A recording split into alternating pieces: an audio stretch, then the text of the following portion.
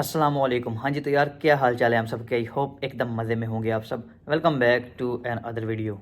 अच्छा यार, यूके के अंदर जैसे जैसे ही रूल्स चेंज हो रहे हैं वैसे वैसे ही जो है यूके वीआईपी बहुत स्ट्रिक्ट होती जा रही है। जैसे ही इन्होंने यूनिवर्सिटीज़ जो हैं उनके जो रूल्स हैं वो चेंज किए, यानी जो स्पेसिफिक यूनिवर्सिटीज़ इन्होंने की हैं कि सिर्फ वही यूनिवर्सिटी जो है वो एडमिशन देंगी। इसी के साथ साथ जो यूके वीआई है, जो एम्बेसी है, उसने भी जो है वो स्ट्रिक्टनेस दिखानी स्टार्ट कर दी है। पहले जो ऐसा होता था कि जब इनको ज़रूरत थी तो इन्होंने वीज़े जो है वो बांटे थे, ऐसे जैसे फ्री में दे रहे हैं ऐसे वीज़े लगते थे। यानी जब आप अप्लाई करते थे कोई इंटरव्यू नहीं था, कुछ भी नहीं था, विद इन 1 वीक जो है आपका वीज़ा लग के आ जाता था। लेकिन अभी जो है इन्होंने दिखानी स्टार्ट कर दी है। इन्होंने इंटरव्यू जो है अम्बेसी ने लेना शुरू कर दिए हैं। तो बहुत सारे स्टूडेंट्स जो हैं वो इस चीज़ को लेके परेशान हैं।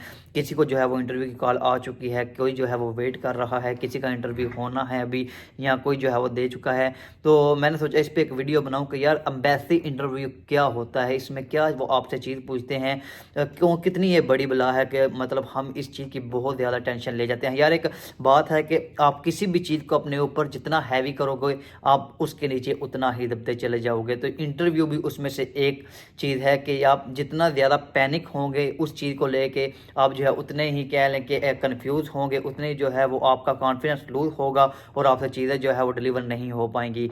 तो यार सबसे पहले इंटरव्यू की जो मेन चीज़ है, आपने घबराना बिल्कुल भी नहीं है, पैनिक बिल्कुल नहीं होना, अपने ऊपर इसको बिल्कुल भी हैवी नहीं करना, रिलैक्स रहना है। अगर तो आप जेन्युइन स्टूडेंट्स हैं, आपके जो डॉक्यूमेंट्स हैं जो कि आपने एम्बेसी को प्रोवाइड किए हुए हैं वो सारे जेन्युइन हैं, उसमें कोई किसी किस्म का फ्रॉड नहीं है, आप पे कोई जो है वो इलीगल ऑफेंस नहीं है, आपके ऊपर कोई पुलिस का जो केस है, कोई किसी किस्म का कुछ भी नहीं है, आपकी तरफ से कुछ भी नहीं है, आप 100% जेन्युइन है, आपको टेंशन लेने की ज़रूरत नहीं है। अगर आपको एम्बेसी की कॉल आ भी गई है, वो जस्ट इसलिए इंटरव्यू लेते हैं कि उनको किसी चीज़ में कन्फ्यूजन होती है, वो आपसे बस उस चीज़ को कन्फर्म करते हैं। इसके अलावा उन्होंने आपको रिजेक्ट करना है या आपके साथ उनका कोई पर्सनल मैटर है, इस तरह का कुछ भी नहीं होता। तो पहले नंबर पर यार बात करते हैं कि ये आपसे चीज़ें पूछते क्या क्या हैं एम्बेसी इंटरव्यू में।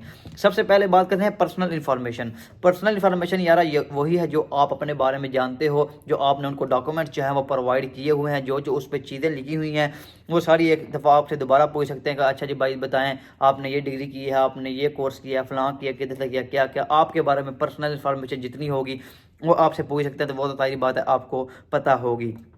इसके बाद बात करते हैं डॉक्यूमेंट्स की। जो डॉक्यूमेंट्स आपने सारे प्रोवाइड किए हुए हैं, अगर तो मैंने पहले बोला है ओरिजिनल है, जेन्युइन है, आपके पास उसके प्रॉपर जो है वो इन्फो होगी, आप सब कुछ ए टू ज़ेड को जो है प्रॉपर एक्सप्लेन कर सकेंगे। लेकिन अगर उनमें से कोई डाउटफुल है या कोई फेक डॉक्यूमेंट है और आपको भी पता है और उनको भी उनमें डाउट हो गया है, तो भाई आप उनसे बच नहीं सकते। अगर उस बेस पे आपको उन्होंने बुलाया है तो वो इस चीज़ की क्लैरिफिकेशन लेंगे। अगर आप उनको क्लियर नहीं कर पाएंगे तो ऑफ कोर्स जो है वो आपका वीज़ा रिजेक्ट हो सकता है। लेकिन अगर बिल्कुल ओके हैं फिर इस चीज़ की भी जो है वो टेंशन लेने की ज़रूरत नहीं है। इसके बाद बात करते हैं, वो चीज़ें पूछते हैं जिस तरह हम कोई गवर्नमेंट जॉब में पाकिस्तान में अप्लाई करते थे तो वो पूछते थे कि आप इस जॉब में क्यों आ रहे हैं, आपका क्या पैशन, आपका शौक है या क्यों आ रहे हैं। इसी तरह ये पूछते हैं कि भाई आपने यूके क्यों चूज़ किया है।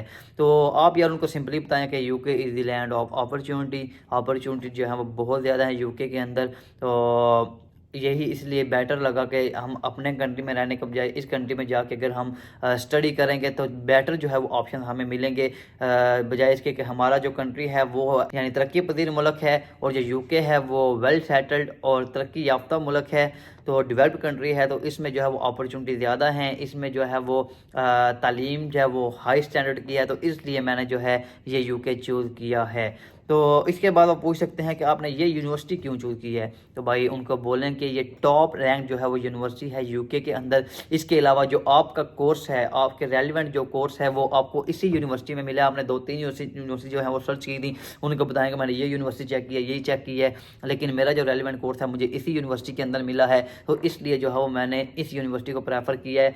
ये आपने बिल्कुल भी नहीं बताना कि भाई इस यूनिवर्सिटी की जो है वो फ़ीस कम थी इसलिए मैंने अप्लाई किया। अपने आप को उधर गरीब बिल्कुल भी शो नहीं करना, यही शो करना है कि भाई आप बहुत लैंड लॉर्ड हैं और आप बस पढ़ने के लिए जा रहे हैं, इस तरह का आपने उधर शो करवाना है।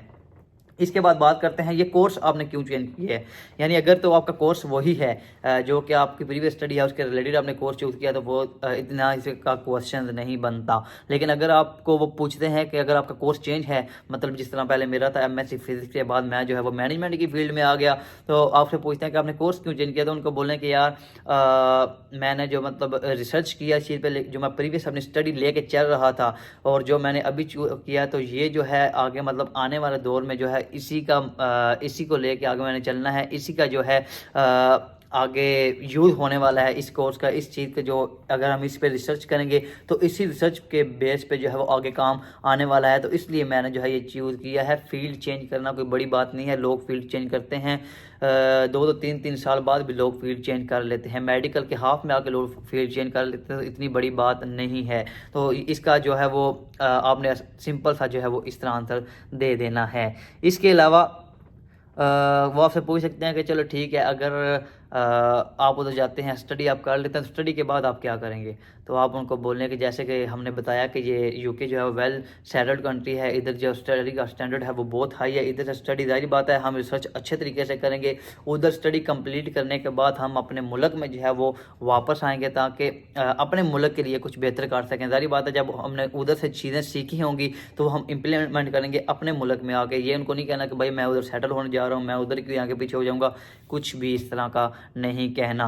तो आपने कहना मुहिब्बे वतन आपने भाई बन जाना कि मैं तो भाई अपनी कंट्री में वापस आऊँगा, अपनी कंट्री की मैंने खिदमत आके करनी है, इस तरह का उनको आपने जवाब देना है। उसके बाद बात करनी है कि वो अगर आपको पूछते हैं कि अच्छा ठीक है, अगर आपको स्टडी के बाद उधर कोई जॉब मिल जाती है तो फिर आप क्या करोगे, आपको स्पॉन्सरशिप मिलती है, तो उधर फिर ये नहीं कहना कि भाई मैं तो वापस आऊँगा, मेरा वो कोई प्लान नहीं है, नहीं। उनको कहना है कि अगर तो मुझे अपॉर्चुनिटी मिलती है, पहले मुझे अपॉर्चुनिटी मिली है इधर पढ़ने की, मैंने चीज़ों को रिसर्च किया, अभी मुझे अगर मिलती है ऑफ़र प्रैक्टिकली इसको रिसर्च करने की, प्रैक्टिकली चीज़ों को देखने की, करने की, तो मैं ज़रूर जो है वो ज्वाइन करूँगा और इस तरह जो है वो मेरी बहुत ज़्यादा हेल्प हो जाएगी और मैं अपने कंट्री में जाके वेल परफॉर्म कर सकूँगा अपने मुल्क के लिए। यानी जितनी भी स्पॉन्सरशिप होती है 5 साल की या 3 साल की, अगर वो मुझे मिलती है तो मैं इस दौरान जो है वो इधर काम करूँगा, चीज़ों को अच्छे तरह से एनालिसिस करूँगा चीज़ों का, और इन चीज़ों को देखने के बाद एट द एंड अपने मुल्क में वापस चला जाऊँगा और इधर आके जो है वो चीज़ों को इम्प्लीमेंट करूँगा जो कि उधर मैंने सीखी होंगी। तो यार इस तरह का आपने जवाब देना है। इसके अलावा सिंपली मैंने पूछा है कि अगर आप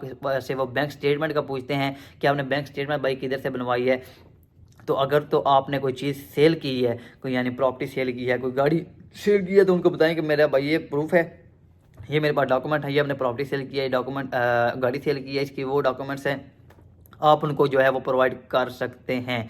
तो मैंने ये इस वाला कई दफ़ा पूछा कि अगर एम्बेसी आपके बैंक में कॉल करती है तो अपने अपने बैंक वालों को जाके बोलें कि यार मेरी तरफ से बैंक की को मेरी जो है एम्बेसी की तरफ से मेरे लिए कोई ईमेल आई या कोई कॉल आए तो काइंडली जो है उनको रिस्पॉन्स कीजिएगा कि हाँ इसके जो है वो इतने रिसोर्सेज हमारे बैंक में पड़े हुए हैं और इतनी देर से पड़े हुए हैं। तो इस तरह जो है वो आपने इस तरह लिंक बनाना है अपने बैंक वालों के साथ। तो यार यही कुछ बेसिक क्वेश्चन थे, इसके अलावा कोई लंबी चौड़ी बात नहीं पूछते। मैंने बताया कि वो जस्ट कन्फर्म करते हैं चीज़ों को, उनका कोई मकसद नहीं होता आपको रिजेक्ट करना, आपको वीज़ा ना देना। तो यार उम्मीद करता हूँ कुछ चीज़ें कुछ हद तक समझ आ गई होंगी।